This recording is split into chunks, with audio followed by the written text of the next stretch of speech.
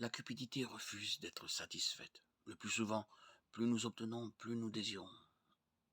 Les biens matériels ne nous protégeront pas, ni dans cette vie, ni éternellement. La parabole de Jésus sur le riche insensé dans Luc 12, 13, 21, l'exemple le plus frappant.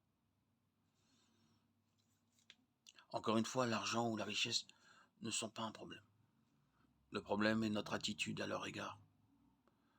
Lorsque nous plaçons notre confiance dans la richesse ou que nous sommes consumés par un désir insatiable d'en avoir plus, nous ne rendons pas à Dieu la gloire et l'adoration qu'il mérite.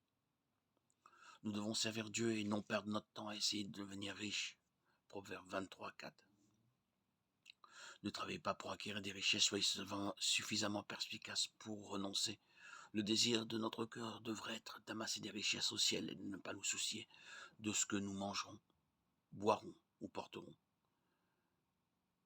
Cherchez premièrement le royaume et la justice de Dieu et toutes ces choses vous seront données par-dessus. C'est pourquoi je vous dis, ne vous inquiétez pas pour votre vie, de ce que vous mangerez, ni pour votre corps, de quoi vous serez vêtu. La vie n'est-elle pas plus que la nourriture et le corps plus que le vêtement? Regardez les oiseaux du ciel, ils ne sèment, ni ne moissonnent, ni n'amassent rien dans des greniers, et votre Père Céleste les nourrit. Ne valez-vous pas plus qu'eux? Et qui de vous, par ses inquiétudes, peut ajouter une seule heure à la durée de sa vie? Et pourquoi vous inquiétez-vous au sujet du vêtement? Considérez comment croissent les lys des champs. Ils ne travaillent ni ne filent. Et pourtant, je vous le dis, Salomon, même dans toute sa gloire, n'a pas été vêtu comme l'un d'eux.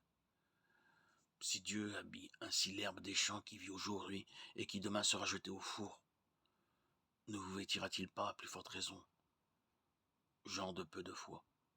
Matthieu chapitre 6, versets 25 à 34.